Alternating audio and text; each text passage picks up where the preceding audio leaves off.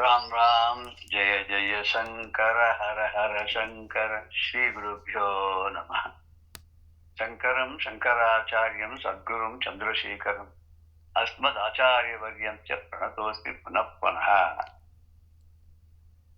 பிரத்யக்ஷ பரமேஸ்வரனாக இருந்த நம்மளே உலவிய சிருங்கேரி காஞ்சி ரெண்டு பீடத்திலையும் ஒரே பேரோட விளங்கின. அங்க பாரதி, இங்க சரஸ்வதி. பாரதியும் சரஸ்வதியும் ஒண்ணுதான் அப்படின்ற இதுல வரும்போது ரெண்டு பேருக்கும் ஒரே பேரு சந்திரசேகர அப்படின்ற ஒரு ரெண்டு பேரும் பெரிய ஞானிகள், ஜீவன் முக்தர்கள். அவ பாதி நேரம் மௌனத்தை தான் கடைபிடிச்சிருக்கா. பல விஷயங்கள்ல பாக்குற போது ரெண்டு பேரும் ஒரே மாதிரியான சிந்தனை, ஒரே மாதிரியான ஒரு அவுட்லுக்கு, இந்த பிரச்சாரம் எல்லாம் அப்படி இருக்கக்கூடிய அந்த ரெண்டு பேரையும் நம்ம மனசுல நினைச்சுட்டு அவதான் நமக்கு பரமேஸ்வரனாக ரெண்டு பேர் இருந்திருக்கா. அவளை நினைச்சுட்டு இந்த பரமேஸ்வரனுடைய அடியார்களுடைய வளமையை பற்றியும் செழிப்பை பற்றியும் நலன்களை பற்றியும் நம்ம பார்த்துன்னு வந்துட்டே இருக்கோம். ஒரு முதல் பாடல்கள்ல இருந்து வரும்போது நல்ல நல்லங்கிற வார்த்தையே நிறைய எல்லா 11 பாடல்களையும் யூஸ் பண்ணிட்டு வர்றார் ஞான சம்பந்தர். இந்த கோடரு பதிகத்துல கிட்டத்தட்ட 50 தடவை நல்ல நல்ல அப்படின்னு வருது. பெரியவா எப்பவுமே நல்ல ஒரு மங்களமானதுதான் சொல்லுவா. சாதாரண அந்த செவ்வாய்க்கிழமைக்கு குஜன் பேர் இல்லையா, குஜன். ஆமா, அதாவது கு அப்படின்னா ஒரு நெகட்டிவ் கூனா பூமி, ஜான குஜ அப்படின்னா பூமிக்கு பிறந்தவன் அப்படின்னு எடுத்துக்கலாம். குஜன் குமாரஹான்னு அதுக்கு கூட ஒரு இது சம்ஸ்கிருதத்துல சொல்லும் போது கூங்கிறது வேற ஏதோ குத்சிதம்னு அர்த்தம். குத்சிதம் மாரயதி. அதனால அது கூங்கிறது நெகட்டிவ் இருக்கு. ஆனா சொல்லும் போது குஜன் அப்படிங்கறச்ச அவனுக்கு பேர் வச்சிருக்கிறதுனா மங்கள அப்படின்னு பேர் வச்சிருக்கா. மங்களன் பேர் வச்சு அந்த புத்திக்கு அதிபதியாக இருக்கக்கூடிய சந்திரனுக்கும் புத்தியை தருபவனாக இருக்கக்கூடிய புதனுக்கும் நடுவுல கொண்டு போய் அதை வச்சுட்டான். ரொம்ப அழகா மங்களமா. ஏன்னா எதுவும் கெடுதல் பண்ணக்கூடாதுன்னு ரெண்டு பேருக்கு நல்ல வாழ்க்கை நடுவில் வச்சா கெட்டவனு தெரிஞ்சு வரணும். இதுல நாராயணியத்துல பட்டத்திரி சொல்வார், கம்சன் கிட்ட கொண்டு போய் வசுதேவர் தன்னுடைய முதல் குழந்தைய கொண்டு போய் கொடுக்குற, கீர்த்திமான பேர் நினைக்கிற அந்த குழந்தைக்கு பிறந்த உடனே பேரு வச்சுட்டார். கொண்டு போய் அவன்கிட்ட கொடுத்தோடனே அவன் சொன்னானா, என்ன 8வது குழந்தை தானே என்ன கொல்ல போறதுன்னு. சரி சொல்லிருக்கு, நீரே முதல் குழந்தைய கொண்டு கொடுக்குற, வேண்டாம் நீரே வச்சுக்கோ, 7 குழந்தையும் வச்சுக்கோ, 8வது குழந்தை பக்கச்சமத்துல என்கிட்ட கொண்டு கொடுத்துடணும். அதுக்கு பட்டத்திரி சொல்வார், ஏ ஈஸ்வரா, ஏ குருவாயூரப்பா, நீ நினைச்சேன்னா சில சமயத்த நல்லவா கூட கெட்டவா கூட நல்ல புத்தியோட இருக்காளே, என்ன ஆச்சரியம் அப்படின்னு சொல்லி அதுல ரொம்ப அழகா சொல்லுவார். சோ கெட்ட பலனை அளிக்கக்கூடிய கிரகங்கள் கூட நமக்கு நல்ல பலனையே கொடுக்கும் அப்படின்னு சொல்லும் போது இந்த மங்களவாரம் தீட்சிதர் கூட என்ன சொல்றாரு, அங்காரக்கமாசிரியாமில மங்களவாரம் பூமி குமாரம் வாரம் வாரம் திருப்பி நம்ம அதை பணியறேன் அப்படின்னு சொல்லி ரொம்ப அழகா சொல்லிட்டு வரும் இல்லையா. தீட்சிதருடைய அந்த நவகிரக கீர்த்தனை கேட்டாலே அந்த கஷேத்திர மகிமை, அந்த கிரகத்தினுடைய ஒரு ஸ்டேட்டஸ் ஸ்டேச்சர், அது என்ன பலாபலன்கள் எல்லாம் கொடுக்கும், அதுக்கு எப்படிப்பட்ட ஆராதனையை பண்ணணும், எந்த விதமான நிவேதனங்கள் எல்லாம் பண்ணணும், அதோடைய சஞ்சாரங்கள்லாம் எப்படி, அத்தனை டீட்டெயில்ஸ் அள்ளி அதுல கொடுத்துடுறாரு இல்லையா.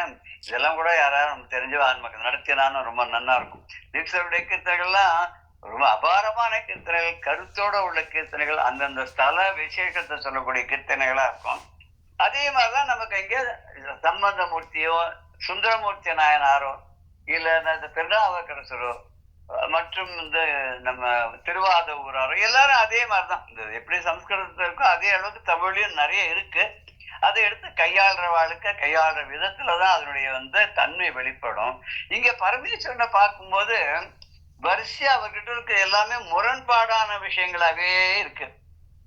என்ன வச்சிருக்காரு அவர், எலும்பை வச்சுருக்காரு, மண்டை ஓடு கையில வச்சிருக்காரு, அப்புறம் கொம்பு வச்சுருக்கார், அப்புறம் ஆமை வச்சுருக்கார், பன்றியோட கொம்பு, ஆமை வச்சுருக்கார், மார்பிள் என்னென்ன போட்டுருக்கார் அப்படின்னு சொன்னாக்க இந்த மாலைகள்லாம் தொடுத்து 3 மாலைகள் இருக்கு. அப்புறம் ஊமத்தம்பு வேற மாலையா போட்டுருக்கார். அதுக்கப்புறம் இன்னும் என்ன பண்றது, உடம்பெல்லாம் சாம்பல். அதுவும் என்ன சாம்பல்னா இதுல இருந்து எடுத்துட்டு வந்த சாம்பல், இடுகாட்டுல இருந்து எடுத்து வந்த சாம்பல், இப்படி எல்லாம் அவர்கிட்ட இருக்கிறதெல்லாம் பார்த்தா இத்தனை இருக்கு. கூடவே என்னன்னா தலையில குளிர்ச்சியான சந்திரன், புனிதமான கங்கை, உடம்புல பாதி அம்பாள், இப்படி ஒன்னொன்னும் ஒன்னும் ஒரு ஒரு முரண்பாடான பொருள்கள்லாம் கையில வச்சிருக்காரு. காலங்கீழ பார்த்தா ஒரு அசுரனை காலங்கீழ போட்டு மிதிச்சிருக்காரு. அதே சமயத்துல கை வந்து அபயஹஸ்தமா காமிக்கிறார். இது என்ன எல்லாம் முரண்பாடா இருக்கே அப்படின்னாக்க, அது எதுக்கு அது உதாரணம் நான் எடுத்துக்கணும்னாக்க, இந்த உலகத்துல எல்லாமே அந்த உலகத்தை வந்து படைச்சு காத்து அதை இயக்கி அதை மறைச்சு வளர்த்து அழித்து இதெல்லாம் பண்ணும்போது முரண்பாடுகள் இருந்தாதான் ஒன்னோடு ஒண்ணு விசேஷங்கள் தெரியும் அப்படின்னா. இப்ப இந்த சனி கூட 2 தடவை 3 ரவுண்டு கூட ஒருத்தரோட ஜாதகத்துல வரும். இல்ல ஒண்ணுக்கு வந்து பொங்கு சனி அப்படி, ஒண்ணு மங்கு சனி, இன்னொன்னு மாரக்க சனி, இந்த 7 நாட் சனி 3 தடவை 3 ரவுண்டு வரும்னு. அப்படி இருந்தாதான் நம்ம உடனே என்ன பண்ணணும், அதுக்கு பரிகாரமா எந்த கடவுளை நம்ம தொழணும், எந்த கடவுளை பூஜை பண்ணணும், எப்படி எல்லாம் பண்ணி சனி பகவானுக்கே எப்படி நம்ம வந்து அவருக்கு பிரீத்தியா இருக்கக்கூடியதான எந்தெந்த ஒரு விதமான பூஜா விதிகள்லாம் கடைபிடிக்கணும் அப்படிலாம் நம்ம நினைக்கிறோம் இல்லையா, அது நம்ம கண்டுபிடிக்கிறோம். இப்ப கடுமை இருக்கு, கூடவே மென்மை இருக்கு, காப்பாத்துறதுக்கு கூடவே அழிக்கிறது இருக்கு, ஆணுன்னு படைச்சா உடனே பெண்ணுன்னு கூட இருக்கு, சாந்தமா இருக்கான்னா உடனே கோபமா இருக்காங்க, ரொம்ப மயக்கத்தோட இருக்காருன்னா உடனே தெளிவுன்னு உடனே ஏற்படணும் அப்படிங்கிற ஒண்ணுக்கு ஒண்ணு முரண்பாடுடைய குணங்கள் எல்லாத்தையும் இருக்குது காமிக்கிறதுக்காக தான் பகவான் வந்து நடராஜ மூர்த்தியா தான் வந்து இத்தனையும் காமிக்கிறார்னா. எலும்பு, பன்றி கொம்பு, ஆமை இதெல்லாம் வந்து நமக்கு பயத்தை தரக்கூடியது.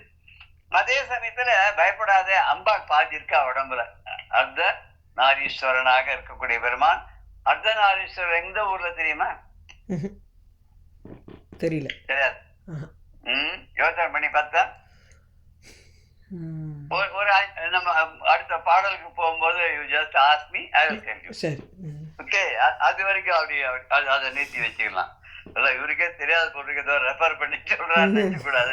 நான் எந்த ரெஃபரன்ஸும் வச்சுக்காதான் நான் சொல்லிட்டு இருக்கேன். ஈஸ்வரனுடைய கட்டாட்சத்துல அருள்ல நமக்கு எல்லாமே ஏதோ அப்பப்போ கொடுத்துட்டே வர.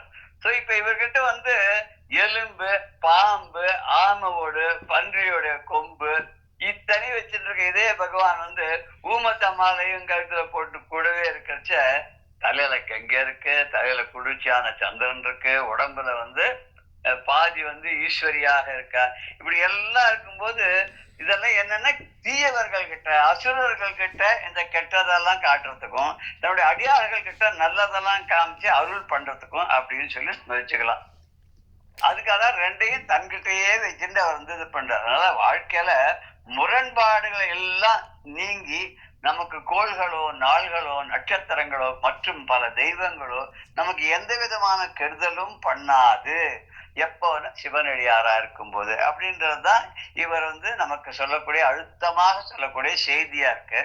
இந்த 3வது பாடலான ஒரு ஊர்வலர் பவளவேணி ஓடி நீர் அணிந்து உமையொடும் வெள்ளை விடைமேல் முருகு அலர் கொன்றை திங்கள் முடிமேல் அணிந்து என் உளமே புகுந்த அதனால் திருமகள் கலையதூர்தி ஜெய மாது பூமி திசை தெய்வமான பலவும் அரு நெறி நல்ல நல்ல அவை நல்ல நல்ல அடியாரவர்க்கு மிகவேனு 3வது பாடல். இந்த 3வது பாடல்ல தான் சொல்ற தெய்வங்களாக கூட நமக்கு மற்ற தெய்வங்களால இந்த பறவை சில பேருக்கு வந்து இன்னாருடைய ஆள் அந்த ஆளை பிடிக்காது, முருகனை பிடிக்காதுன்னா முருகன் வீட்டை நாயும் பிடிக்காது, அதுக்கு வந்து மிளகா வச்சு கொடுக்கறது, இது மாதிரிலாம் இல்லை. அதாவது சிவனுடைய அடியார்களா இருக்கும்போது மற்ற எந்த தெய்வங்களுமே சிவனுக்கு எதிராகவோ சிவன் அடியார்களுக்கு எதிராகவோ எந்த கெடுதலையும் செய்ய மாட்டா அப்படின்ற இந்த பாடல்ல. இதுல உருவலர் பவள மேனி, ரொம்ப அழகான பவளம் போல மின்னக்கூடிய சிவந்த மேனியில ஒளி நீர் அணிந்து ஒளி பொருந்திய அந்த திரு பூசின்னு இருக்காராம். சில சமயத்துல நம்ம வந்து இந்த விபூதிய நெத்தியில திரையம்பகம் ஜாமைக்கு சொல்லி அந்த நெத்தியில அப்படி 3 தடவை அப்படி தேய்ச்சி அந்த குழச்சி விட்டுன்னு வரும்போது பார்த்தா அந்த ஒளி கற்றைகள் வந்து ஏதோ ஒரு ரேஸ், சூரிய ரேஸ் அப்படி வெளியில வர மாதிரி ஒண்ணு தனித்தனியா வர மாதிரி இருக்கும். அது ஒளி நீர் அணிந்து ஒளி பொருந்திய திருநீரை அணிந்து கொண்டு முருகு அலர் கொன்றை திங்கள். முருகு அலர்ன வாசனை பொருந்திய மனம் மிக்க கொன்றை மலரையும் வெண் நிலாவையும் அவர் வந்து செஞ்சடை மேல் அணிந்து கொண்டிருக்கார். முடிமேல் அணிந்து, முடினா செஞ்சடை, அந்த சடை மேல அணிந்து கொண்டிருக்கிறார். இதுல வந்து கொன்றை மலரை பத்தி நிறைய பாடல சொல்றாரு இவர். ஒரு 5-6 இடத்துல கொன்றை மலரை பத்தி சொல்றார். நம்ம கொன்றை மலரை பத்தி நம்ம இவர் பாடியிருக்கிறது கூட, நம்ம அபிராமி பட்டர் பாடியிருக்கிறது கூட சொல்ல, தாரமர் கொன்றையம்னா காப்பு செய்யுள்ளே, தாரமர் கொன்றையும் சண்பக மாலையும் சாத்தும் தில்லை ஊரதம்பாகத்து உமை மைந்தனே அப்படின்னு சொல்லுவார். உமை மைந்தனே அப்படின்றார். அந்த இடத்துல ரொம்ப விசேஷம் என்னன்னாக்க, ஏன் சிவன் மைந்தனேன்னு சொல்லிருக்கப்படாதான்? தாரமர் கொன்றையும் சண்பக மாலையும் சாத்தும் தில்லை, தில்லையில இருக்கக்கூடிய சிவபெருமானை பத்தி அப்படி சொல்ற மாதிரி சொல்றாரு. எத்தனை ஊரை கிளப் பண்ணி சொல்றாரு. அதுல ஒரே ரூபத்துல சண்பக மாலை போட்டு அம்பாள், கொன்றை மலர் மாலை போட்டு வந்து சிவன். இப்ப அர்த்தநாரீஸ்வரர் அந்த இடத்துல பாக்குறார் அப்படின்னு நமக்கு தெரியுது.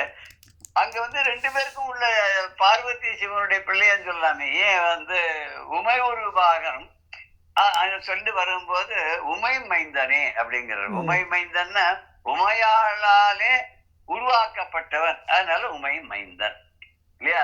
தனையன் அப்படின்னு சொல்லிட்டா தனுல இருந்து வந்தது தனையன் அப்படிங்கிறார். அதனால வந்து தனையன் சொல்ல முடியாது, சிவபெருமானுடைய தனையனே அப்படின்னு சொல்ல முடியாது. ஏன்னா சிவபெருமானுடைய நெற்றி கண்ல இருந்து வந்தவர் குமாரன் முருகன். அப்ப அவளை சொல்லும் போது சிவன் மைந்தனே அப்படின்னு அங்க சொல்ற. இங்க வரும் உமை மைந்தன். உமை என்ன பண்ணான்னு தன்னுடைய உடம்புல பூசி இருந்த அந்த வாசனை திரவியங்கள்லாம் சேர்த்து உருட்டி எடுத்து அது ஒரு பொம்மை மாதிரி பண்ணி அதுக்கு ஒரு உயிரை கொடுத்து பிரம்மா செய்ய வேண்டிய வேலையை தானே பண்ணி அங்க வாசல் காப்பாரம் நிறுத்தி வச்சு இந்த உள்ளுக்குள்ள யாரும் வராது பார்த்துக்கோன்னு சொன்னா இல்லையா? அதுக்கப்புறம் தான் முதல்ல மனுஷ ரூபமா இருந்தவர் தானே பின்னாடி வந்து யானை ரூபம் அவருக்கு கிடைக்கிறது இல்லையா? அதனால இங்க வந்து உமை மைந்தனே அது சொல்ற போது தாரமர் கொன்றையும்னு அவரும் ஆரம்பிக்கிறார். தார் அமர் கொன்றைன்னு, தார்னா மாலை, அது வந்து எதனால மாலை பண்ணிருக்குன்னா கொன்றை மலர் மாலை அப்படின்ற. அப்பேற்பட்டவர் வந்து உமையோடும் வெள்ளை விடை மேல், உமையோடும் உமை அம்மையோடும் கூட ரிஷப வாகனத்துல விளையாடக்கூடிய ரிஷப வாகனத்து மேல அமர்ந்து கொண்டு எப்படி வந்து ஞானசம்பந்தருக்கு 3 வயசுலயே காட்சி கொடுத்தார் இல்லையா? அதை இங்க ஞாபகப்படுத்துறார். என் உடமே புகுந்து, அதனால் இப்ப அப்பவே புகுந்துட்டார் என்னுடைய உடம்புக்குள்ள, உள்ளம் கவர் கல்வனாக அன்னைக்கே புகுந்துட்டார். அவர் அப்படி வந்து உள்ளுக்குள்ள அம்பாளோடு இருக்கிறதுனால என்ன லாபம் எனக்கு கிடைச்சது அப்படின்னா, திருமகள் லட்சுமி, கலையதூர்த்தி துர்கை, ஜெயமாது அப்படின்னு சொன்னாக்க வெற்றியை தரக்கூடிய அம்பாள், ஜெயலட்சுமி, தனலட்சுமி, தானியலட்சுமி, வீரியலட்சுமி, விஜயலட்சுமி எல்லாம் சொல்லிட்டு வரவங்க இல்ல. அதனால இங்க லட்சுமி ஜெயமாதுன்னு ஜெயத்தை தரக்கூடிய வெற்றியை தரக்கூடிய மகளானவள். அது வந்து பார்வதினும் சொல்லலாம், லட்சுமின்னு எடுத்துக்கலாம். திருமகள் லட்சுமி வந்துட்டதுனால இங்க ஜெயமகள்ங்கிறது வந்து அம்பாளா தான் இருக்கணும், பார்வதி தேவியா தான் இருக்கணும். இது தவிர பூமாதேவி, பூமியையும் அம்பாளா சொல்லி பூமாதேவி. இதுக்கப்புறம் 8 திசைகளுக்கும் 8 விதமான தேவதைகள் வந்து இன்சார்ஜா இருக்க. அவா இப்ப எல்லாருமே அருநெறி நல்ல ரொம்ப அருநெறினா நல்ல வழியிலே நமக்கு என்னென்னலாம் செய்யணுமோ அத்தனை செல்வங்களையும் நிறைய அள்ளி அள்ளி எப்ப பார்த்தாலும் கொடுத்துட்டே இருப்பார். நல்ல செல்வங்களை எல்லாம், அரியதான செல்வங்களை எல்லாம் நமக்கு நல்லனவாக ஆக்கி தீயவைகளை கூட நல்லதாக மாற்றி நமக்கு கொடுத்து கொண்டே இருப்பார். அப்ப அவளுக்கு வந்து இதெல்லாம் அடியாரவளுக்கு எப்படி கொடுப்பான்னா, மிகவே அவை நல்ல அது எல்லாத்தையும் நல்லதாக எப்போதும் சிவன் அடியார்களுக்கு கொடுத்து கொண்டே இருப்பார்கள் அப்படின்னா, இங்க வந்து வேயுறு தோழி பங்கன், என்போடு கொம்போடு ஆமை, அந்த 2 பாடல்கள் வந்து கோள்கள்லாம் என்ன செய்யும், அப்புறம் அந்த தீமைகள், நாட்கள் என்ன செய்யும், அந்த தீமைகள்ல இருந்து இந்த சிவபெருமானுடைய அடியார்களுக்கு நல்லதே விளையும், கெடுதல் வராது என்று அந்த இதில் பார்த்தோம். அதுக்கு அடுத்த பாடலான இந்த உருவலர் பவளமேனி அப்படிங்கிற பாடல்ல வந்து பகவானுடைய ஒரு அழகான ஒரு அழகு, ஒளி, தூய்மை, மனம், இந்த உயர்ந்த தன்மைகளை கொண்ட அந்த இறைவன் இருக்கானே, அவனை பணியறதுனால அவனுடைய அடியார்களுக்கு செல்வம், தைரியம், வெற்றி, கல்வி எல்லாம் வந்து அந்த 3 தேவிகளும் அந்த அடியார்களுக்கு கொடுத்து விடுவார்கள் அப்படின்னு சொல்லி இதுல சொல்றார். அவரோட மேனி எப்படி இருக்குன்னு சொல்லும் போது பவழம் போல அப்படி மின்னர் தான். அந்த மின்னக்கூடிய அந்த உடம்புல வந்து திருவீர் அணிந்து கொண்டிருக்கிறார். வெள்ளையான தூய்மையான அந்த ரிஷப வாகனத்து மேல வரார். இந்த நறுமணம் வீசக்கூடிய கொன்றை மலரையும் இவர் சூடிக்கொண்டிருக்கிறார். அப்படி வரும்போது அவ்வளவு அழகு. அதை இன்னொரு பாடல்ல கூட நம்ம கேட்டிருக்கிறதுக்கு சான்ஸ் இருக்கு. என்னன்னா சுந்தரமூர்த்தி நாயனாருடைய ஒரு பாடல் நினைக்கிறது. பொன்னார் மீனியனே புலித்தோலை அரை கசைத்து மின்னால் செஞ்சடை மேல் மெழுகொன்றை அணிந்தவனே மண்ணே மாமணியே மழபாடியுள் மாணிக்கமே முடியும் அன்னே உனையல்லால் அதுதான் முடியும். உன்னை தவிர யாரும் நான் பணிய மாட்டேன்னு. அதே பட்டர்னு சொல்ல உன்னை தவிர யாரையும் நான் பணிய மாட்டேன் அப்படின்னு சொல்றாரு இல்லையா. எல்லாரும் பெரியவாள்லாம் அதே மாதிரிதான் சொல்லுவார். ஒரு தெய்வத்தை எடுத்துட்டான்னா அந்த தெய்வத்தை எப்போ மாத்திக்கவே மாட்டான். இந்த மகாபெரிவா அவர் பார்க்கறதுக்கு ஒருத்தர் போன உடனே அவர் எப்படின்னு கேட்டாக்க ரொம்ப பூஜை எல்லாம் பண்ணுவார். ரொம்ப தீவிரமா பூஜை கீஜை எல்லாம் பண்ணுவார். அவர் முதல்ல பிள்ளையார் பூஜை ஆரம்பிச்சு இப்படி ஒண்ணுன்னா பண்ணி கடைசியில இப்ப ஆஞ்சநேயர் வரைக்கும் வந்துட்டார் போல் இருக்கு. இவரை போய் நமஸ்காரம் பண்ணணும்னு அடிக்கடி போறதுனால பரிச்சயமானால கூப்பிட்டு கேட்டாராம் பெரியவா, இப்ப நீ என்ன சுவாமியை பூஜை பண்ற அப்படின்னு கேட்டாராம். அவர் திணறி போயிட்டாராம். என்ன கேட்கிற பெரியவா எனக்கு புரியலன்னு போது, இல்லடா நீ முதல்ல விநாயகரை பூஜை பண்ணியிருந்த, விநாயகர் ஒன்றும் தரல அப்படின்னு உனக்கு மனசுல தோணுத்து. உடனே ஸ்ரீமன் நாராயண்கிட்ட போனேன், அப்புறம் லட்சுமிகிட்ட போனேன், அப்புறம் பரமேஸ்வரன்கிட்ட போனேன், சரஸ்வதிகிட்ட போனேன், அம்பாட்ட போனேன், இப்படி ஒருத்தர் ஐயப்பன் எல்லாம் வந்தேன். அப்புறம் மலைக்கு வேற போயிட்டு வந்தேன். இப்ப கடைசியா இப்ப நீ என்ன சுவாமி வச்சுட்டு இருக்க அப்படின்னு. இல்ல பெரியவா தப்பா நினைச்சுக்க கூடாது, நான் அனுமார வச்சுட்டு பூஜை பண்ணிட்டு இருக்கேன். ஏண்டா இந்த அனுமாரம் ஒண்ணும் செய்யல, என்ன பண்ண இவரையும் தூக்கி அலுமாரில ஓரமா வச்சு விட்டு அப்புறம் எந்த சாமியை கும்பிடுவேன் அப்படின்னாராம். அது மாதிரி இங்கேயும் ஒன்னை தவிர வேற யாரையும் பணிய மாட்டேன்னு இவாள்லாம் என்ன பக்தர்கள் நமக்கு வழிகாட்டுறதுக்காக ஒரே கடவுளை கெட்டி அப்படி யானுனை தொடர்ந்து சிக்கனை பிடித்தேன் எங்கு நீ இருந்தருள்வதினேன்னு அப்படியே சிக்கன் அவரையே பிடிச்சோன்றிருக்கா அப்படின்னு சொல்லி நம்ம பார்க்க முடியுது. இந்த கொன்றை மலரை பத்தி நிறைய பாடல்கள்ல அது ரொம்ப பிடிக்கும் சிவனுக்குங்கிறதுனால அதை நிறைய இடத்துலலாம் சொல்லிட்டு இருக்க. இப்ப நறுமணத்தை நாடி செல்லக்கூடிய வண்டுகள் இருக்கு இல்லையா, அது அந்த வாசனையினால இழுக்கப்பட்டு ஒரு களிப்புற்று ஆடுதான். ஆடும்போது பரமேஸ்வரனுடைய கழுத்தரக்கூடிய அந்த கொன்றை மலர் மாலை இருக்கு இல்லையா, அந்த மலர் மாலையை சுத்தி சுத்தி அதுக்குள்ள இருக்கிற தேனை பருகணும்னு சொல்லி ஆசையா வருதான். இப்படி சிவபெருமானுடைய முடியிலேந்து பாதம் வரைக்கும் இருக்கக்கூடிய எல்லா தூய்மையான விஷயங்கள் நிறைய இருக்கு. அதெல்லாம் ஞானசம்பந்தர் சொல்றார், இதெல்லாம் நம்ம என்னைக்கு போற்றி பணிய வேண்டும். அப்படி சிவபெருமானுடைய திருவடியை தவிர வேறு என்றும் நினையாத அடியார்களுக்கு எதுவா இருந்தாலும் நல்லதை தான் செய்யும். அவை நல்ல நல்ல ஏன் அப்படின்னா என் உளவே புகுந்த அதனால் சிவபெருமான் உமையாளுடன் என்னுடைய உள்ளத்திலே புகுந்ததுனால அப்படின்னு சொல்றார். அவரும் எல்லா இடத்துலயும் சொல்றதெல்லாம் பார்க்க சிவனையும் சக்தியும் ஒன்றா சேர்ந்து பாக்குற மாதிரிதான் நமக்கு தெரியுது. அர்த்தநாரீஸ்வரரா எங்க இருக்காருன்னு நான் கேட்டேன் இல்லையா ஒரு கேள்வி. எனக்கு தெரிஞ்ச வரைக்கும் திருச்செங்கோடு. ஓகே. எனக்கு மைண்ட்ல கபாலி கோவில்ல அம்பாள் ஆலிங்கனம் பண்ணிட்டு இருக்கிறது தான் தோன்றது எனக்கு. அந்த ஒரு மயில் உருவமாக அங்க அம்பாள் மயில் ரூபத்துல இது திருச்செங்கோட்டு அர்த்தநாரீஸ்வரர். ஓகே.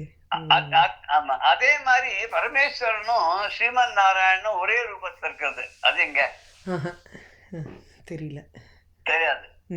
சங்கர நாயனார் கோவில்னு இருக்கு, திருநெல்வேலியில இருந்து. அது ஒரு ரூட். பிள்ளையார்குளம், அந்த அழகிய பாண்டியபுரம், சங்கர நாயனார் கோவில், கோமதி அம்மன். அம்பாளுக்கு பேர் கோமதி அம்மன். அவர் சுவாமி நடுவுல இருக்கிற சந்நிதியில பாதி ஈஸ்வரன் பாதி ஸ்ரீமன் நாராயணன். அதான் ஒருத்தர் பாடும்போது கேட்டார்,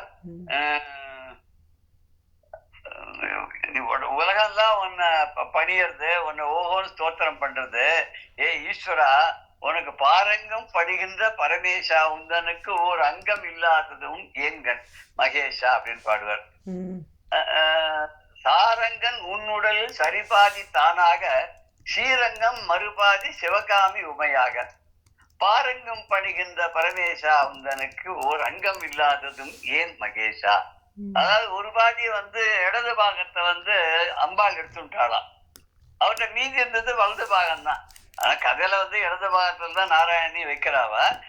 ஏன்னா அம்பாளும் நாராயணரும் ஒரே சக்தி ரெண்டா பிரிஞ்சதுன்னு சொல்வா இல்லையா. அதனால இவர் வந்து சொல்ற இல்ல இல்லாத இடது பாகத்தை அம்பாள் எடுத்து விட்டா, வலது பாகத்தை நாராயணன் எடுத்து விட்டார். உலகத்துலதான் இவரை இவ்வளவு படிக்கிறாரு, இந்த மனுஷனுக்கு ஒரு உடம்பு கூட இல்லாத போச்சு.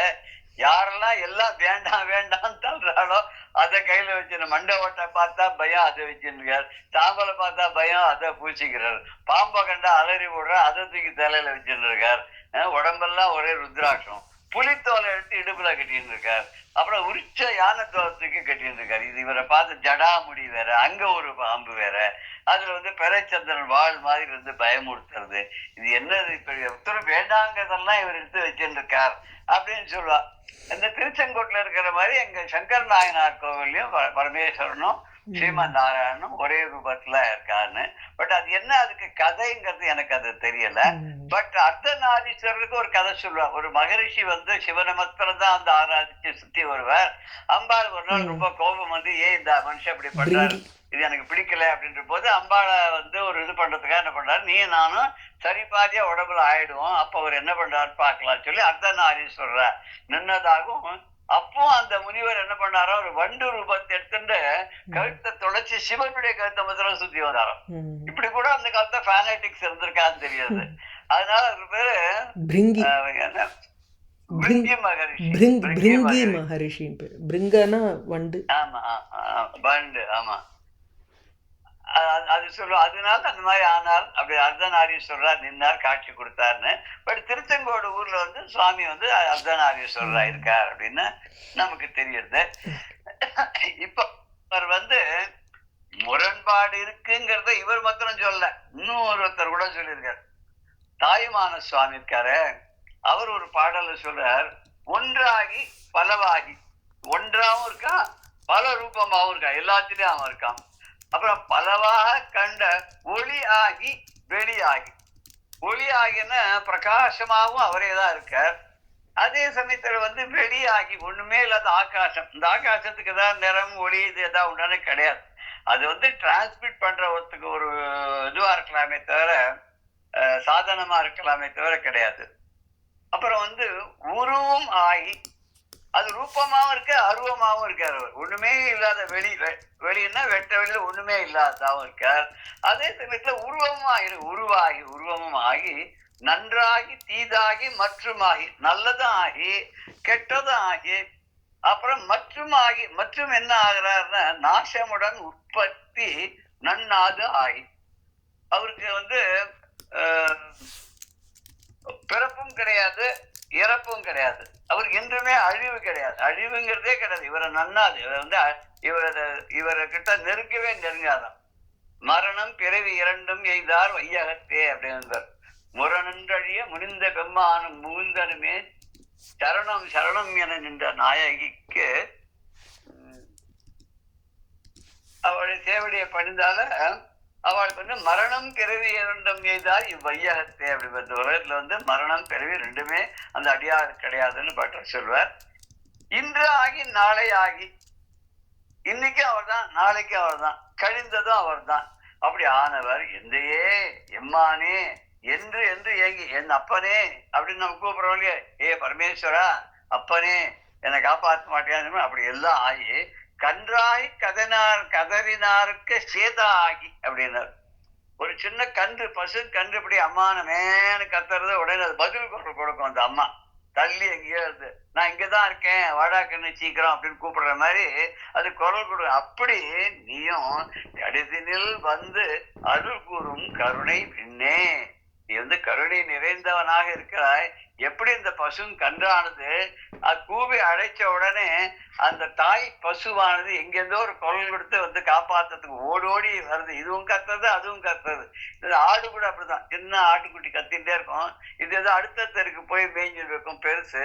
இந்த சத்தம் கேட்டோன்னா அது கத்தின்ண்டே குரல் கொடுத்துட்டே வந்துட்டே இருக்கும். நான் வந்துட்டே இருக்கேன், நீ எங்கேயும் போகாதே, இருக்கிற இடத்துலயே இரு, நான் உன்னை கண்டுபிடிச்சிக்கிறேன். இந்த கூட்டத்துல சில குழந்தை எல்லாம் தொலைஞ்சு போச்சுன்னு அந்த இதுல போய் சொல்றோம் இல்லையா, நம்ம அந்த போலீஸ் பூத்ல போய் சொன்னாக்கா அவ அதெல்லாம் சொல்லுவா, இந்த மாதிரி ஒரு குழந்தை இந்த சட்டை போட்டுன்னு இருக்கு, இந்த பாவாடை போட்டுன்னு இருக்கு, இது இப்படி இருக்கு, இந்த பாஷை பேசுறது, அப்பா அம்மாவா கூட அழைச்சிருந்தோளோ எங்கேயா இருந்தா உடனே வாங்குவாங்க மாதிரி.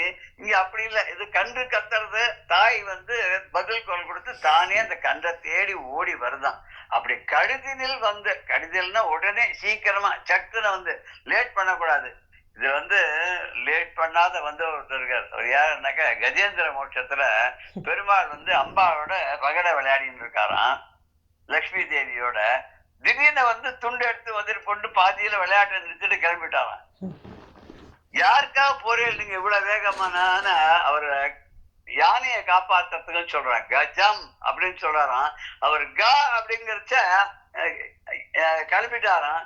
ஜம் அப்படிங்கிற போது அந்த யானை இருக்கிற இடத்துக்கு வந்து நின்றுட்டாராம். அத்தனை டிஸ்டன்ஸ் அந்த கஜம்ங்கிற வார்த்தை சொல்றதுக்குள்ளே வந்து கான்னா கிளம்பிட்டார், ஜம்னா வந்து குதிச்சுட்டார்.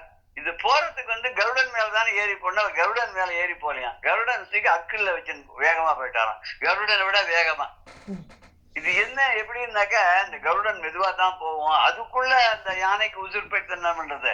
அது நம்மள நம்பி ஆதி மூலமேனு கூப்பிட்டு கொடுத்து நம்ம போலேன்னு எப்படின்னா அந்த கருடன் தூக்கி அக்குள்ள வச்சுட்டு இவர் வந்து வேகமா போனார் அப்படின்னு சொல்லி கதை சொல்லுவார். இவர் கூட ஏன் அவர் போனார்னா ஒரு 2 நிமிஷம் யோசனை பண்ணாராம். அது ஆதி மூலமேனா யாருன்னு ஒருத்தரும் சிவன் நான் இல்லைன்ட்டாராம். ஆதி மூலம் வந்து மகாவிஷ்ணு தான். பிரம்மா இல்ல மகாவிஷ்ணுவோட பிள்ளை நானு, அதனால நான் இல்லைன்ட்டாராம். தேவர்கள் யாருமே நான் இல்லை, நாங்க எல்லாரும் படைக்கப்பட்டவர் தான். படைத்தவன் ஒருத்தன் இருக்காது, அதிபத்தியா இருக்கானே அவர் தான் பெருமாள் பார்த்தாராம். இப்படி யாருமே போகாதற்காலே ஐயோ நம்ம பக்தன் இப்படி ஆறான்னு சொல்லிட்டு உடனே குடுக்குடனே போய் அதை காப்பாத்தினார் அப்படின்னு சொல்லுவார்.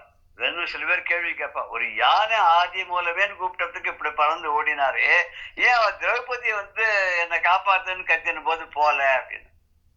ஏன்னா இப்ப யானையும் தான் எத்தனையோ 1000 வருஷத்துக்கு தன்னை காப்பாத்திக்கணுன்றதுக்கு ரொம்ப முயற்சி பண்ணிட்டு, அதே மாதிரி திரௌபதியும் ரொம்ப ஆரம்ப காலத்துல தன்னை காப்பாத்திக்கிறதுக்கு என்னென்ன பண்ணுவோம், எல்லாருமே அப்படித்தான் பண்ணுவோம். உடுக்கை இழந்தவன் கை போலாங்கே இடுக்கன் களைவதான் நட்புங்கிற மாதிரி இந்த கை எப்படி வந்து நம்முடைய ஆடை நழுவதுன்னு டக்குன்னு போய் பிடிச்ச அதை நிறுத்தி கட்டி விடுறதோ அப்படின்னு சொல்றேன். ஏன் அங்க போல? இதுக்கு விட இருக்கா? இது வந்து question for you. ஓகே, இதனுடைய ஆன்சர் ஏன் போல. யானைக்கு போனவர் பூனைக்கு போனவர்ங்கிறவெல்லாம் ஏன் இவர் வந்து திரௌபதி சகோதரிக்கு மேல அவருக்கும் கிருஷ்ணன் பேரு அவருக்கும் கிருஷ்ணான்னு பேரு, சதா சர்வ காலமா அவர் கிருஷ்ணரையே நினைச்சுட்டு இருக்கா. ஏன் போல அவர் காப்பாத்துறதுக்கு உடனே ஏன் போல? சரி, அதுக்கப்புறம் ஏதோ புடவையா வந்ததுங்கிற நிறைய அவ்வளவு புடவை அந்த காலத்துல எங்க இருந்தது, அவர் எப்படி கொண்டு கொடுத்தாரு, அது வேற விஷயம். நம்ம அதை கூட நம்ம எடுத்துக்க வேண்டாம். வாரியார் சுவாமிகள் அந்த இடத்துல ரொம்ப அழகா என்ன விளக்கம் சொல்றாருன்னு, புடவை எல்லாம் ஒண்ணு வரல, அப்பெல்லாம் நல்லி குமரம் எல்லாம் கிடையாது. என்ன பண்ணாருன்னா அவர் வந்து இவ கட்டியிருந்த ஒரு புடவையவே வழுவழுன்னு பண்ணிட்டாராம் பகவான். இவன் போட்டு இழுக்க இழுக்க இழுக்க இழுக்க இவன் கையை நழுவி போறதே தவிர புடவை வரமாட்டேங்கிறதான். அப்படிதான், அதான் வேற ஒண்ணும் இல்ல. அவர் வந்து ஒண்ணும் புடவை கடையில இருந்து திருடின்னு வந்து இவளுக்கு கொடுக்கல அப்படின்றார். அது ஒரு இது. பட் நம்முடைய கொஸ்டின் வந்து ஏன் இந்த மாதிரி யானைக்கு பூனைக்கெல்லாம் போனவர் திரௌபதிக்கு போல, அதுக்கு எங்கேயாவது விளக்கம் இருக்கா மகாபாரதத்திலயோ பாகவதத்திலயோ இருக்கா அப்படின்னு சொல்லி சர்ச் பாரு. இப்பேற்பட்ட முரண்பாடுகளாகவும் ஆன அந்த எம்பெருமானானவன் நம்ம வந்து உண்மையாவே மனதில வந்து உருகி அவனை அழைச்சோம்னு சொன்னாக்க அவர் வந்து இப்படி கன்று அழைக்க கதறி ஓடி வர பசு போல அவர் அடுத்த நிமிஷமே ஓடி வருவார்னா. ஆனா சில பேர் சொல்றா, இவர்கிட்ட இவ்வளவு நெகட்டிவ் ஐட்டம்ஸ் எல்லாம் வச்சிருக்காரு, இவரை பார்த்தாலே பயமா இருக்கு, இவரை போய் எப்படி கூப்பிடுறது நாம அப்படின்னு நினைச்சாக்க அதுக்கு திருமூலர் வழி சொல்றாரு. என்னன்னா, தீயினும் தெய்யன், அவன் நெருப்பை விட ரொம்ப காயக்கூடியவன் தான், ரொம்ப உஷ்டத்தை கொடுக்கக்கூடியவன் தான், அக்னி நட்சத்திரம் மாதிரி. புனலினும் தண்ணீர், அதாவது புனல்னாக்க நீரூற்று, அந்த நீரூற்றை விட வந்து இப்ப மலையில இருக்கிற நீரூற்றுலாம் பார்த்தா ஜில்லுன்னு இருக்கும். அவன் உஷமாக தீய போலயும் இருப்பான், குளிர்ச்சியா தண்ணிய போலயும் இருப்பான். ஆனா கூட ஆயினும் ஈசன் அருள் அறிவார் இல்லை. அப்படி இருந்தா கூட ரெண்டு முரண்பாடாக ரெண்டும் அவங்க கிட்ட இருந்தாலும் குளுமையும் இருக்கு வெம்மையும் இருக்கு இருந்தா கூட அந்த ஈசனுடைய அருளை வந்து யாருமே புரிஞ்சுக்க மாட்டேங்கிறா. அவன் யார் தெரியுமா? சேயினும் நல்ல ஒரு சின்ன குழந்தைக்கு எப்படி கள்ளங்கப்படி இல்லாத அதுக்கு அப்பழுக்கு இல்லாத அந்த ஒரு குழந்தை இருக்குமோ, யார் கூப்பிட்டாலும் போகும் இல்லையா? ஆனா அதுவும் சொல்ல முடியாது. சில குழந்தைகள் பார்த்தா முகத்தை திருப்பிக்கும். அது வந்து அந்த ஜீன்ல அப்படி வரதா இருக்கும். அப்பா அம்மா தாத்தா பாட்டி அவளுக்கு மற்றவாளை பிடிக்காது இருந்தா வீட்டுக்கு வந்திருக்கும், மற்றவாளை பிடிக்காத இருக்கலாம் இல்லையா? அதனால இது வந்து இவன் சேயினும் நல்ல அணியன் நல்ல அன்பர்க்கு, நல்ல அன்பர்க்குன்னு தன்னுடைய அடியார்களுக்கெல்லாம் அவன் வந்து ரொம்ப ரொம்ப ரொம்ப நல்லவன். அவளுக்கு எடுப்பாருக்கு கொடுத போல ஒரு பாட்டு கூட இருக்கு இல்லையா, ஒரு குருவை பத்தி ஒரு பாட்டு கூட வரும். அது ஒரு நாளைக்கு பார்க்கலாம். அந்த பாட்டு எடுத்து அவரே குருவாகவும் அம்மாவாகவும் அப்பாவாகவும் நண்பனாகவும் சின்ன குழந்தையாகவும் எடுப்பாருக்கெல்லாம் குழந்தையாகவும் அவரே இருக்கார். அப்பேற்படைய குருநாதா உன்னுடைய பாதங்களே நான் வந்து பணிகிறேன், அதுதான் எனக்கு கதி அப்படின்னு சொல்லி ஒரு பாடல் ரொம்ப நாள் பஜனை எல்லாம் அந்த பாட்டு நிறைய பாடுவார். இவன் சேயினும் நல்லன், சேய் மட்டும்தானா இல்ல தாயினும் நல்லன், குழந்தைய போல கள்ளங்கப்படி இல்லாதவனாகவும் இருப்பான் அடியார்களுக்கு. தாயை போல வந்து நல்லபடியாக அவளுக்கு அருளையும் பண்ணுவான். தாழ் சடையோன். அவன் யாரு? அவன் தாழ் சடையோன். தாழ்ந்த சடையுடனே ரொம்ப நீளமான ஜடாமுடியை உடையவன் அப்படின்னு அர்த்தம். அவனுக்கு நிறைய தலை முடி இருந்ததாக அதை வந்து ஜடையா மாற்றி தலையில கட்டின்னு இருக்கார்.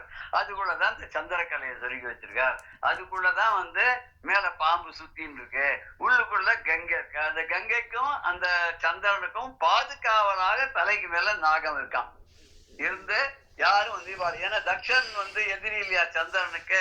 அதே மாதிரி கங்கைக்கு என்ன யாராவது எடுத்துன்னு போய் பூமியில மொத்தத்தையும் எடுத்து விட்டானே, இவ வந்து ஆக்ரோஷமா போய் பூமியை அழிச்சிடப்படாது. அதுக்காக 2 பேரையும் வச்சு அவளுக்கு பாதுகாப்பா தலையில வந்து ஜடாமுடியில பாம்பையும் வச்சுட்டு இருக்கார் அப்படின்ற மாதிரி திருமூலருடைய இந்த பாடல் இதுக்கு சேர்ந்து வருது அப்படின்னு நம்ம பார்க்கிறோம். அடுத்த பாடல் வந்து நம்ம பார்த்தோம், மதி நுதல் மங்கையோடு வடபாலிருந்து மறை ஓதும் எங்கள் பரமன், நதியோடு கொன்றை மாலை முடிமேல் அணிந்து என் உளமே புகுந்த அதனால் கொதியுறு காலன் அங்கி நமனோடு தூதர் கொடு நோய்கள் ஆன பலவும் அதிகுண நல்ல நல்ல அவை நல்ல நல்ல அடியாரவர்க்கு மிகவே. வடபால் இருந்து, வடம் பால் இருந்து, வடபால் அணிந்து, இன்னொரு வார்த்தை மேல் அணிந்துன தன் மேல அதை அணிந்து கொண்டு தன் உடலில் அணிந்து கொண்டு.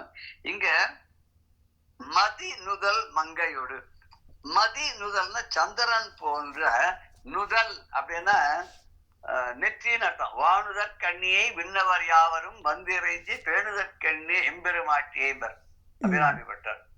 வாழ் போன்ற நுதல், வானுதல் கண்ணி, வாழ் போல இருக்கக்கூடிய அந்த சந்திரன் போல, அது 8ஆம் நாள் சந்திரன் மாதிரி இல்லைன்னா 7ஆம் நாள் சந்திரன், அது கொஞ்சம் வாழ் மாதிரி.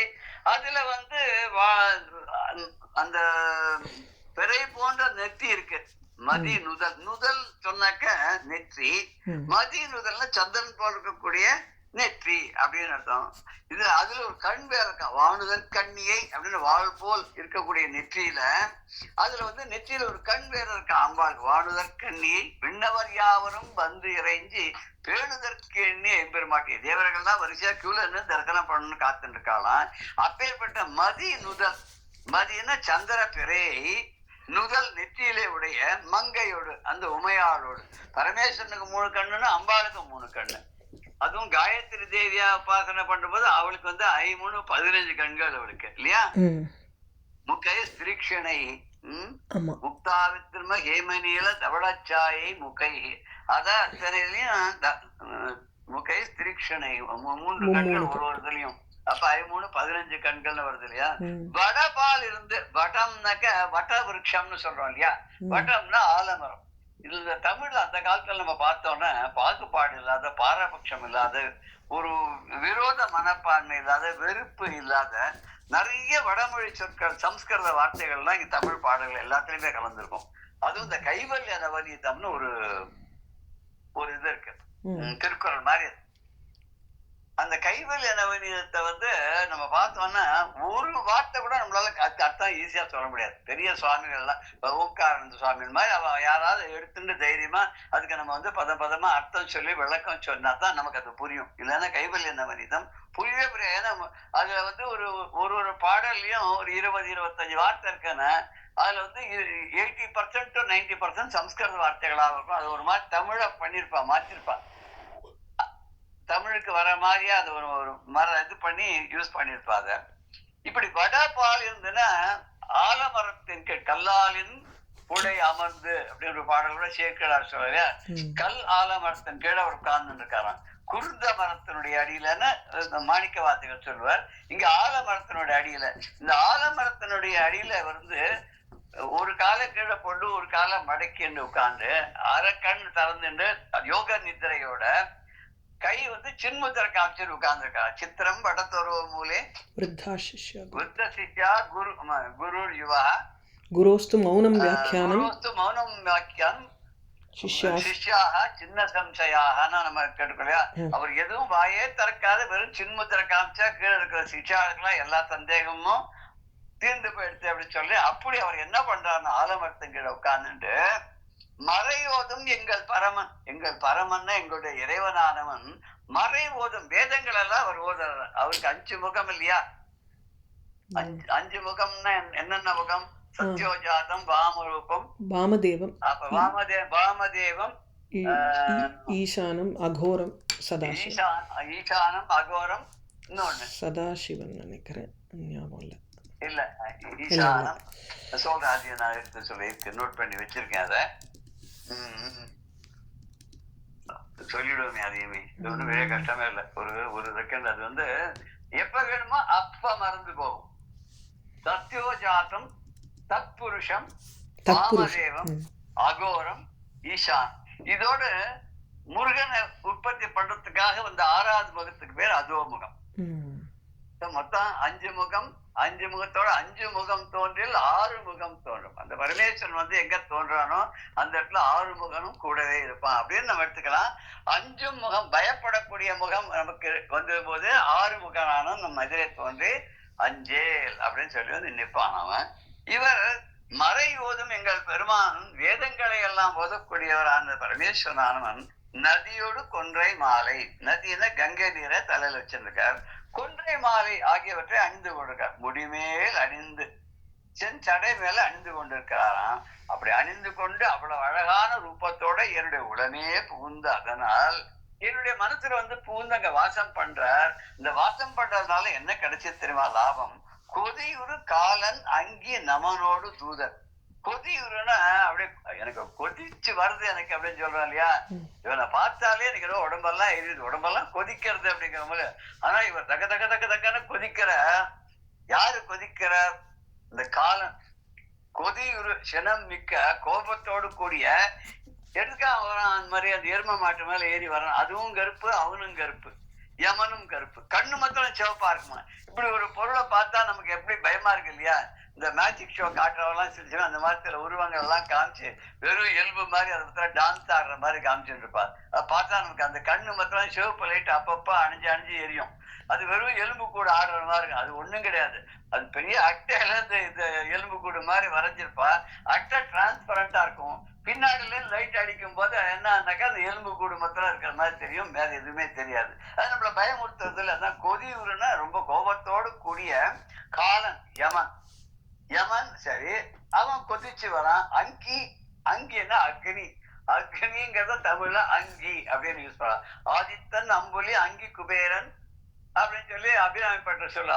சூரியன்ல இருந்து அங்கி யமன், இந்த குபேரன், அப்புறம் என்ன வரும்? காதி பொறுப்படை கந்தன் கணபதி காமன், அத்தனை பேர் கடவுள் பேரே சொல்லுவார். விநாயகர்ல இருந்து அந்த சண்டைக்கு போகக்கூடிய அந்த வீரனாக கூடிய அந்த முருகன்ல இருந்து மகாவிஷ்ணுல இருந்து அத்தனை பேரும் வந்து துதியூர் சேவடியா சுந்தூரான சுந்தரியன்னு ஒருத்தர் சொல்லலையா. இவளை பணியக்கூடிய அப்பேற்பட்ட பாதங்களை உடைய சிந்தூரான சுந்தரிய, ரொம்ப சிவந்த முகத்தை உடைய சுந்தரிய அழகானவளே அம்பாள் சொல்ற மாதிரி இங்க காலன் யமன், அங்கின அக்னி, யமதூதர்கள், யமபட்டர்கள். இவர்கள் யாருமே கொடு நோய்கள் பலம், கொடிய நோய்கள். இப்ப வந்து யமன் பழி ஏற்க மாட்டான்பா. என்ன திடீர்னு போயிட்டாரு, என்ன இப்படி யமன் வந்து இல்ல அவருக்கு ஹார்ட் அட்டாக் வந்துட்டு போயிடுவா, வேற ஏதோ வியாதி ரொம்ப நாள் இருந்தது போயிட்டா அப்படின்வா. அதனால யமன் எப்பவுமே பழி ஏற்க மாட்டான் அப்படின்னு சொல்லுவா. இதுல கொடிய நோய்கள் அபஸ்மார குட்ட க்ஷயாச பிரமேக ஜுரோன் மாதிரி அடிக்கிருக்காரு சுப்பிரமணிய பூஜைக்கட்டுல ஆதிசங்கரர். இத்தனையும் வந்து இலவு பூஜையை பார்த்தாலே ஓடி போயிடுன்ற மாதிரி இங்க பரமேஸ்வரன் பார்வதி தேவியோட உள்ளத்துல புகுந்து இருக்கிறதுனால, இன்னும் உளமே புகுந்த அதனால் என்னோட உள்ளத்துக்குள்ளவா இருக்கிறதுனால அதிகுணம் நல்ல இது எல்லாமே முரண்பாடாக தீயவைகளாக கெடுதலை உண்டு பண்ணக்கூடிய அத்தனையுமே என்ன ஆகுது, நல்லதா மாறிடுது. நல்லதா மாறி அது எப்போதும் அடியாரவருக்கு நிகழ் சிவனடியாருக்கு எல்லாருக்கும் எப்பவுமே என்ன பண்ணும், அவை நல்ல நல்ல எல்லா எல்லா நேரங்களையும் எல்லா பொழுதுகளையும் முக்காலத்திலும் அது நல்லதையே செய்யும்.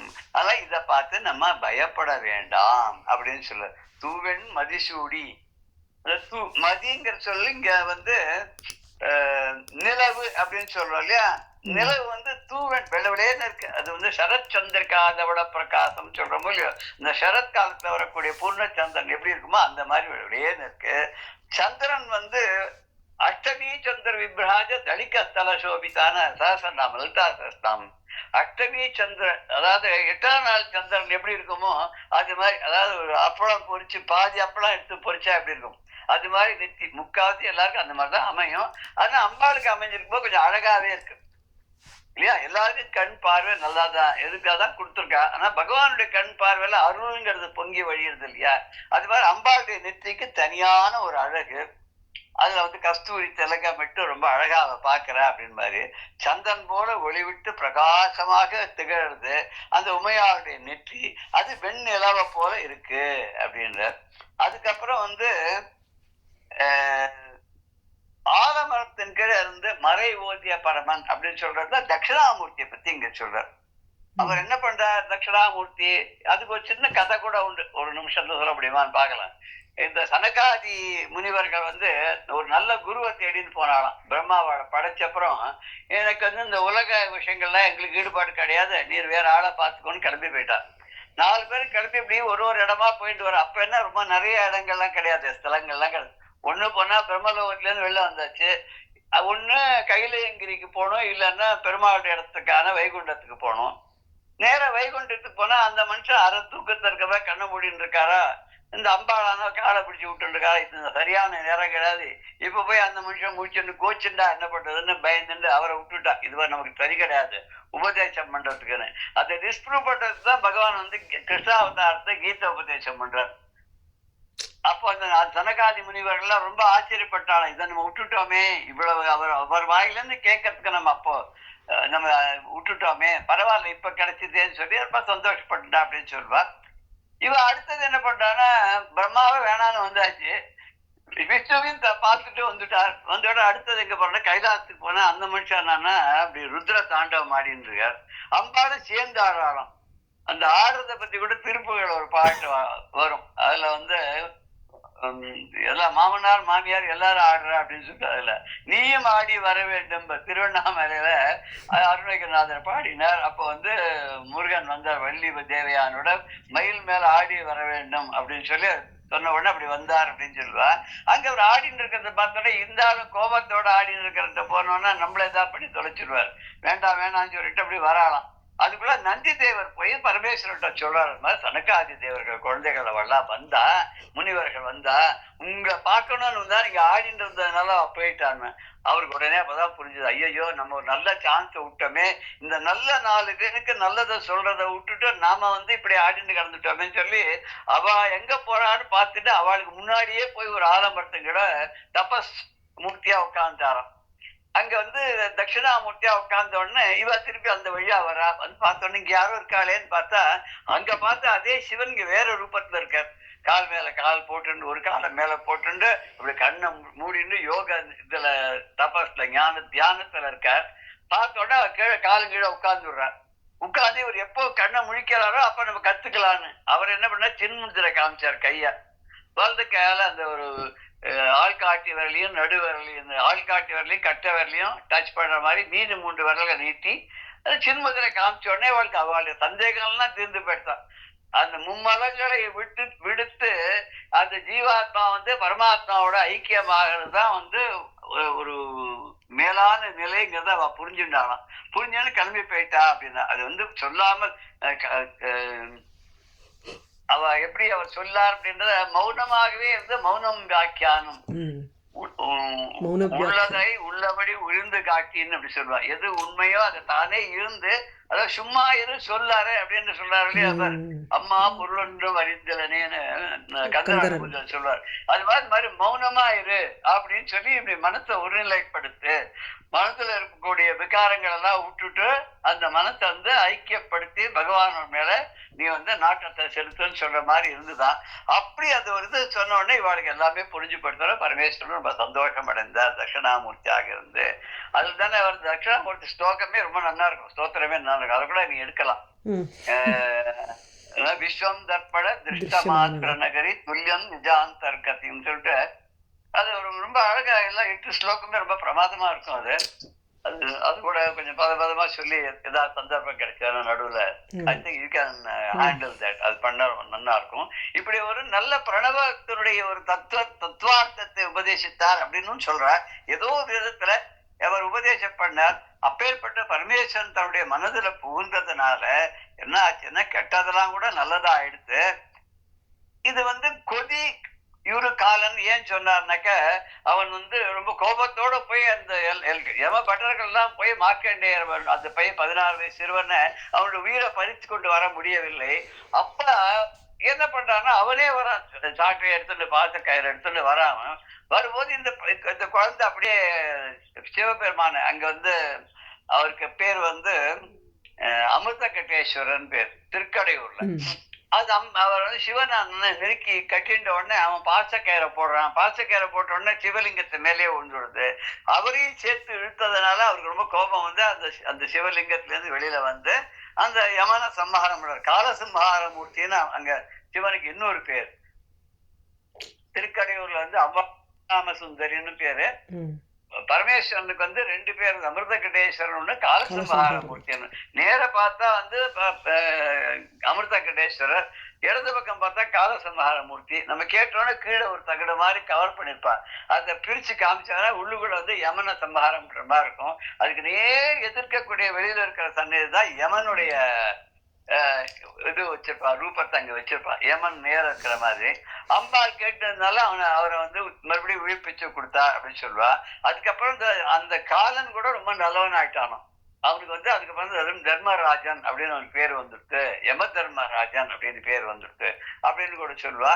இப்படி வந்து அப்பேற்பட்ட பரமேஸ்வரனை நம்ம வழிபடுறதுனாலையும் பரமேஸ்வரனையும் பார்வதியும் சேர்த்து ஒன்னாவே நம்முடைய உள்ளத்திலும் புக வைத்து நிரந்தரமா வச்சுட்டோனும் அவ நமக்கும் எப்போதும் நல்ல நல்ல அடியாரவர்க்கு நல்ல நல்ல மிகவே நல்லவை எல்லாம் மிகவும் அதிகமாக கிடைக்கும்படியாக அனுகிரகம் பண்ணுவார்கள் அப்படின்றதோட இந்த பாடலோட இன்றைய நிகழ்ச்சியை நம்ம நிறைவு பண்ணலாம். அடுத்த பாடலை வரும் செக்ஷன்ல அடுத்ததுல நம்ம பார்க்கலாம். ராம் ராம், ஜெய ஜெய சங்கர, ஹர ஹர சங்கர, ஸ்ரீ குருபியோ நம.